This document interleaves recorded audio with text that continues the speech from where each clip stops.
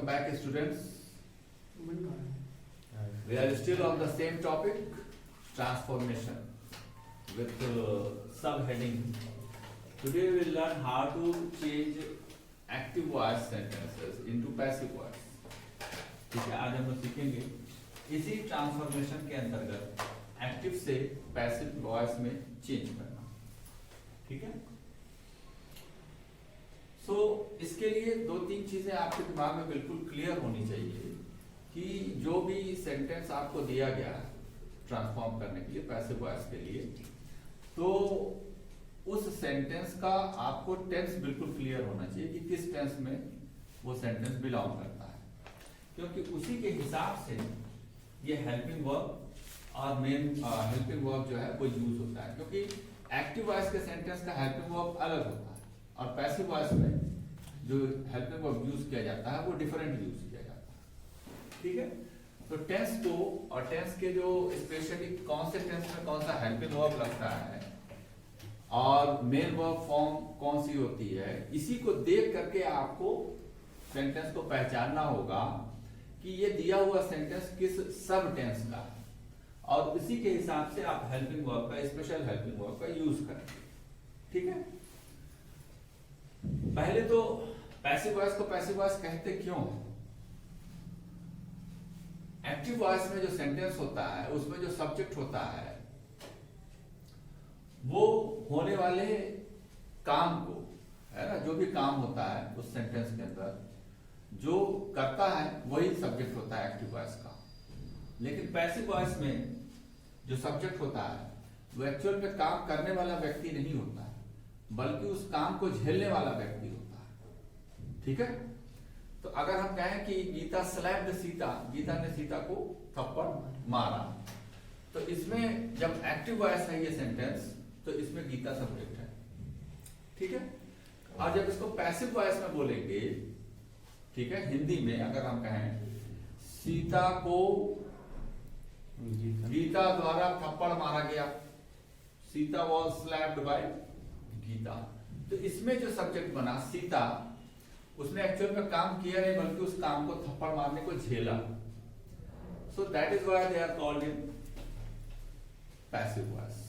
इसी वजह से, तो इसी वजह से अगर इसको देखें तो पैसिव वॉइस का जो स्ट्रक्चर है वो एक्टिव वॉइस के सेंटेंस के स्ट्रक्चर जैसा ही है, लेकिन क्या होता है इसमें काम को झेलने वाले को पैसिव वॉइस का सब्जेक्ट बना देते हैं जिसके ऊपर काम का असर होता है. ठीक है. और जो काम को झेलता है वो या तो डायरेक्ट ऑब्जेक्ट होता है या इनडायरेक्ट ऑब्जेक्ट का किसी का होता है, कोई पर्सन होता है. ठीक है. तो बेसिकली वही वर्ड बाद वाला, ऑब्जेक्ट वाला, डायरेक्ट ऑब्जेक्ट और इनडायरेक्ट ऑब्जेक्ट में किसी के जवाब वाला वो वर्ड पैसिव का सब्जेक्ट बन जाता है. तो सबसे पहले पैसिव के सब्जेक्ट को ही लिख देते हैं, बोल देते हैं जब पैसिव वॉइस का सेंटेंस होता है. ठीक है.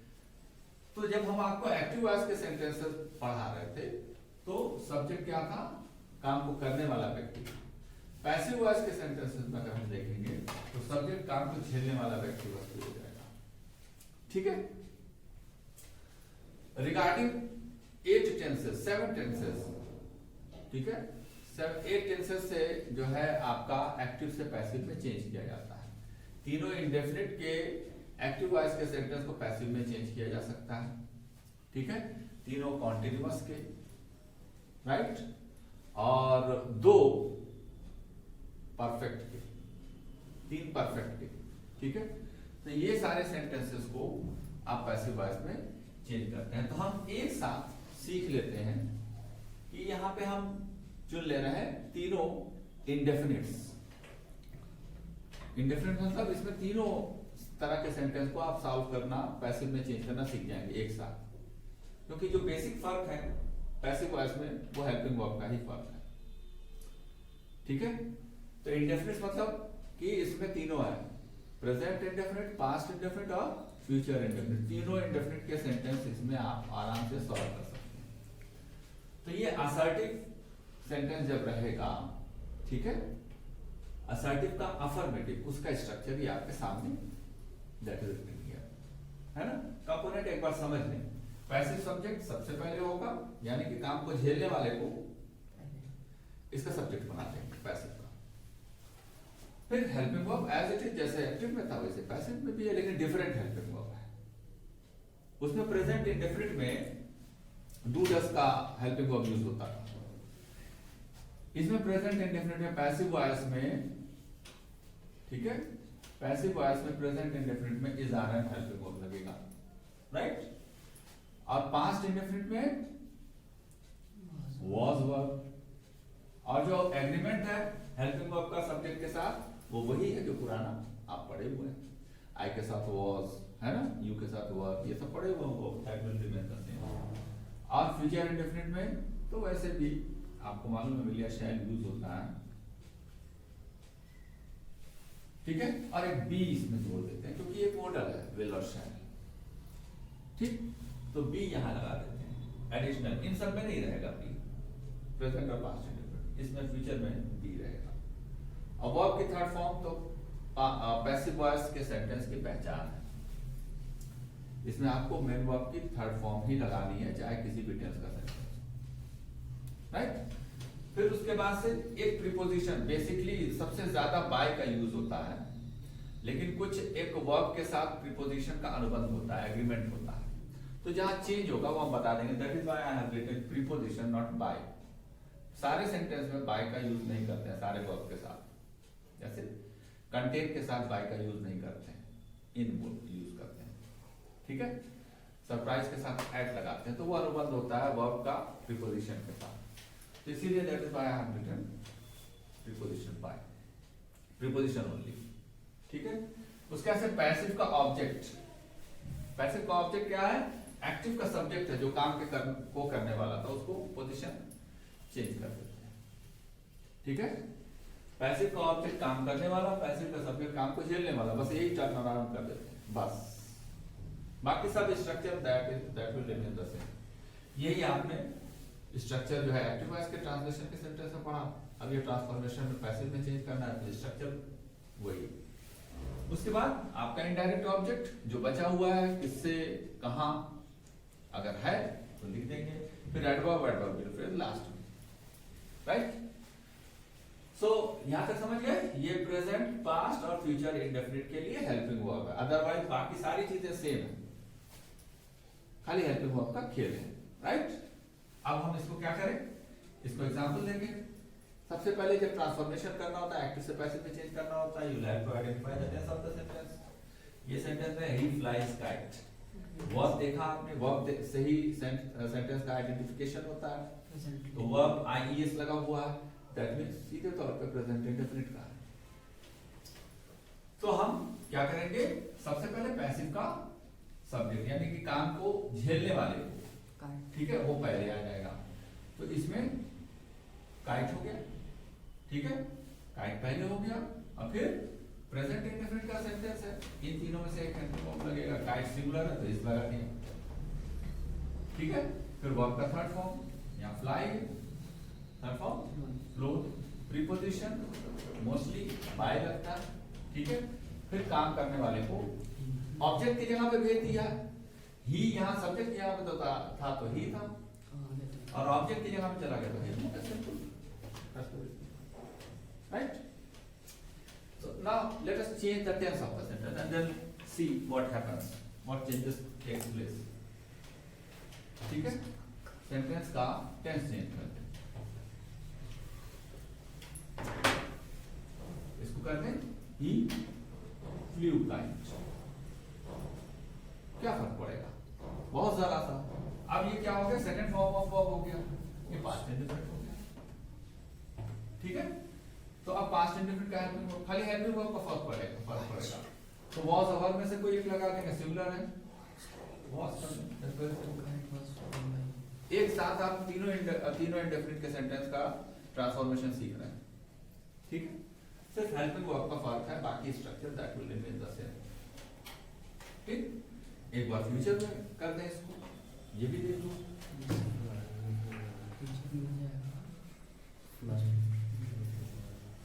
राइट। अब क्या हो जाएगा फ्यूचर में, ही विल फ्लाई, ये एक्टिव में हो जाएगा, फ्लाई काइट, राइट। और पहले क्या था, पैसिव का ऑब्जेक्ट वही रहेगा काइट, ठीक है। अब फिर इसमें से तो काइट के साथ भी विल का ही यूज करेंगे तो क्या हो जाएगा विल, और ये एडिशनल बी जोड़ देंगे क्योंकि शैल और विल मॉडल है। Kite will be flown by. तो आपने देखा कि इंडेफिनिट टेंस में के तीनों में सिर्फ हेल्पिंग वर्ब का फर्क पड़ता है पैसिव वॉइस, ठीक है, राइट। तो all of you I think would have understand it very well.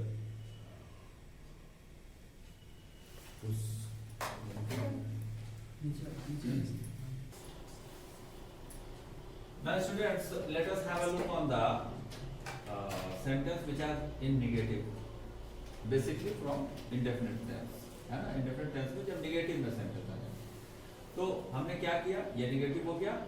फर्क क्या है, नॉट की पोजीशन, यही आपको देखना है, नॉट की पोजीशनिंग क्या होती है। जो एक्टिव में है वही नॉट की पोजीशनिंग पैसिव में भी होगी, पैसिव के असर्टिव में तो हेल्पिंग वर्ब के तुरंत बाद नॉट लगा देंगे। जब फ्यूचर का नेगेटिव होगा तो shall not be, will not be, बीच में से होगा, right.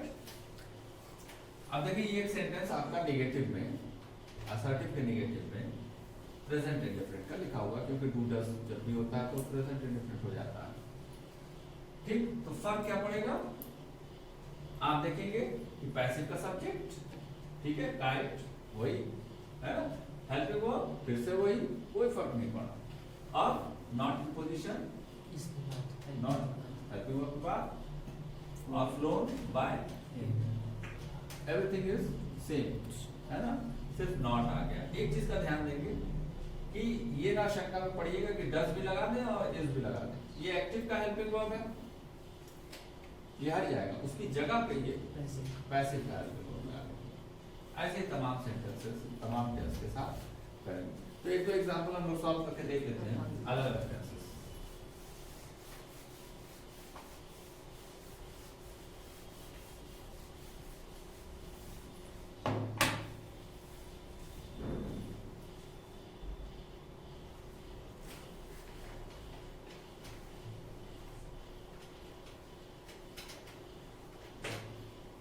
A rich boy gave, sorry, negative one.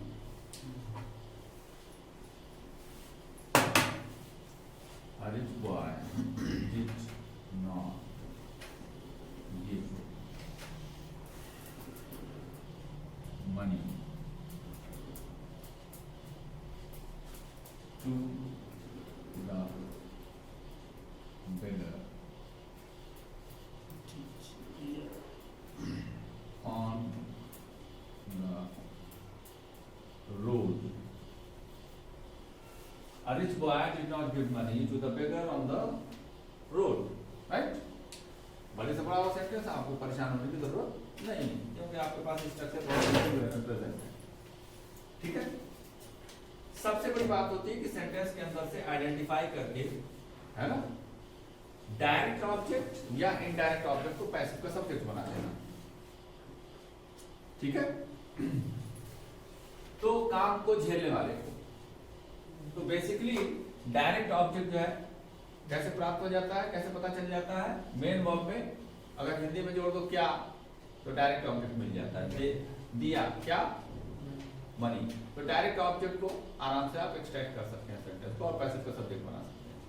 तो मनी है ना, ये it will become the part of passive subject, it will become the passive subject. तो मनी को उठा करके क्या हो जाएगा, मनी। फिर हेल्पिंग वर्ब, पास्ट इंडेफिनिट में डिड नॉट लगा हुआ है, इसमें से चुन लेंगे, ठीक है, was, और फिर नॉट भी है तो नॉट की पोजीशन क्यों ही होगी, ठीक है, was not, और वर्ब की थर्ड फॉर्म तो गिवन हो जाएगा। फिर प्रीपोजिशन बाय लगेगा, ठीक, बाय। अब फिर पैसिव का ऑब्जेक्ट, काम को करने वाला कौन है, ठीक है। तो क्या करने में पूरा का पूरा रिच बॉय। इतना होने के बाद जो बचा आप उतार दीजिए, ये डायरेक्ट ऑब्जेक्ट है, वर्ब है, क्या बचा, by boy to the beggar on the road। जो बचा उसको उसी तरीके से कॉपी कर लेंगे, ठीक है। Money was not given by a rich boy to the beggar on the right. तो इस तरीके से आप जो है निगेटिव सेंटेंस का इंडेफिनिट के आप आराम से ट्रांसफॉर्मेशन एक्टिव से पैसिव में कर सकते हैं, right. If you want to write you can write it down for example.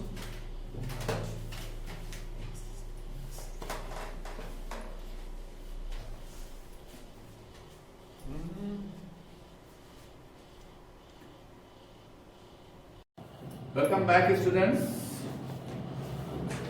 We are still on the same topic, transforming active into passive voice.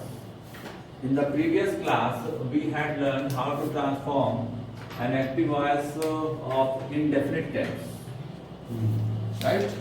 And in that category, we have learned how to transform a sentence of indefinite tense when the sentence is assertive only, affirmative or negative. Now we are going to transform the sentences of indefinites, especially interrogatives, right?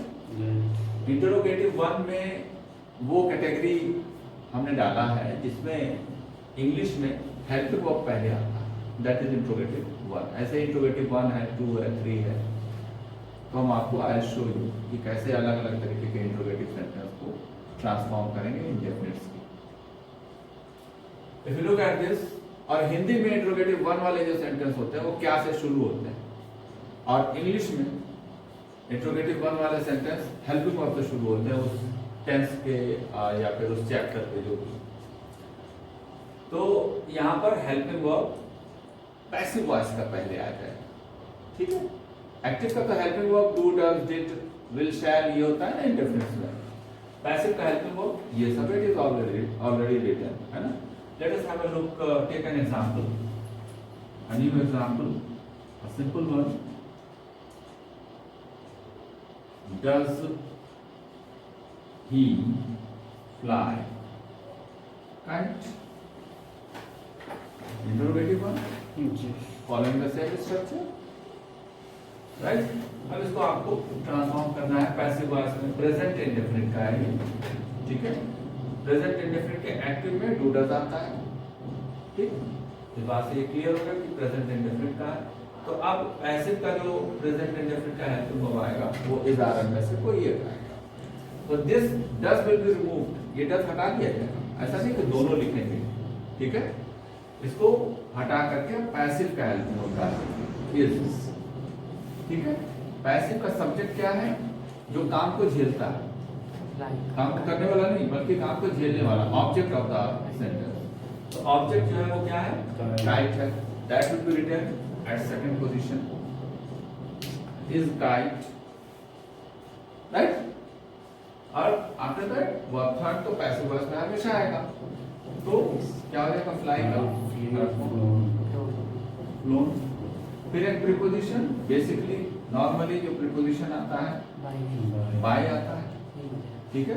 अब एक काम करने वाले को लिख देंगे, object यहाँ पे ही उधर जाएगा तो क्या हो जाएगा, हिम हो जाएगा, that's very simple, right. So let us take another example.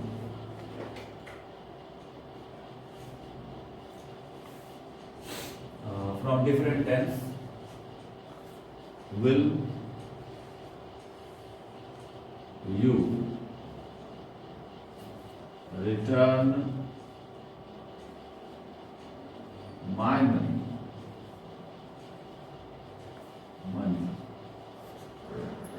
tomorrow?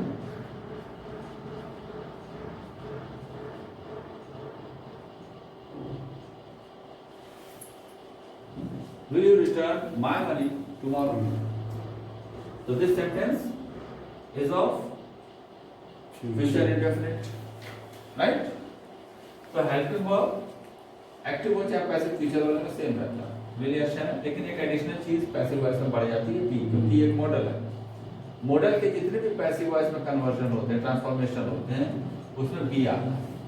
अभी आगे भी ये कैन के साथ अगर कैन रहेगा तो भी बी लगाते हैं, कुड रहेगा तो भी बी लगाएंगे। विल या शैल एक मॉडल है, ठीक है। तो क्या हो जाएगा, सेम हेल्पिंग वर्ब है, तो हेल्पिंग वर्ब में तो कोई बदलाव होगा नहीं, विल। अब सीधे पैसिव का सब्जेक्ट काम को झेलने वाला, ठीक है। रिटर्न करने का सीधा असर माय मनी पर ये आएगा। क्या और या किसी के जवाब वाला ही ऑब्जेक्ट जो है वो पैसिव का सब्जेक्ट बनता है, ठीक है। तो क्या हो जाएगा, will my money, passive subject के बाद बी आएगा, ये ध्यान रखें, ठीक है। बीच में आएगा, अगर इसको क्लियर कर दें तो पैसिव का सब्जेक्ट जो है वो यहाँ के फ्यूचर वाले में स्पेशली बीच में आएगा। विल माय मनी बी, और वर्ब की थर्ड फॉर्म रिटर्न, रिटर्न, फिर पैसिव ऑब्जेक्ट मतलब काम को करने वाला क्या हो जाएगा, यू है। यू दोनों ही पोजीशन पे यू ही रहता है, चाहे सब्जेक्ट की जगह पे चाहे ऑब्जेक्ट की जगह। बचा क्या आपके पास, जो बचता है उसको से as it is that will be written down tomorrow. Will my money be returned? Oh, sorry. There was by returned by you tomorrow. Right? So this is the simplest way of transforming the indefinite sentences of indefinite tense, especially the sentences of interrogative one.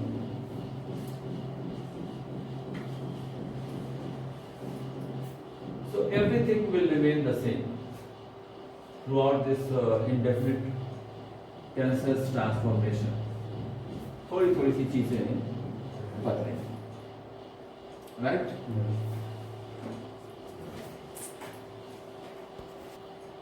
Now we are on interrogative 2. What is the difference between interrogative 1 and 2? In interrogative 1 helping verb से sentence शुरू होगा, ठीक है, और interrogative 2 में question word से sentence शुरू होगा, right? तो फर्क ज्यादा कुछ नहीं है, एक क्वेश्चन वर्ड ऐड हो जाएगा, structure will remain the same. तो अगर क्वेश्चन वर्ड इसमें एक ऐड करते हैं, why does he fly kite, कोई भी क्वेश्चन वर्ड आप ऐड कर सकते हो, ठीक है। अब क्या होगा, वो क्वेश्चन वर्ड, तो इसमें तो कोई बदलाव होगा नहीं, व्हाई यहाँ पे आया और व्हाई को आपने वैसे उतार दिया, बाकी सारी चीजें तो वही है ना जो अभी तक आपने किया। Why does he fly kite, why is kite phloem by him. इसी तरीके से इसमें हम दूसरा क्वेश्चन वर्ड जोड़ दें, व्हेन, तो when will be written down here, है ना। कोई और फर्क तो पड़ेगा नहीं, डिफरेंट कुछ नहीं होगा। तो क्या हो जाएगा, when will you return my money, when will my money be return by you. और यहाँ से थोड़ा सा एक सेंटेंस काफी ऑकवर्ड हो जा रहा है टुमारो की वजह से, राइट।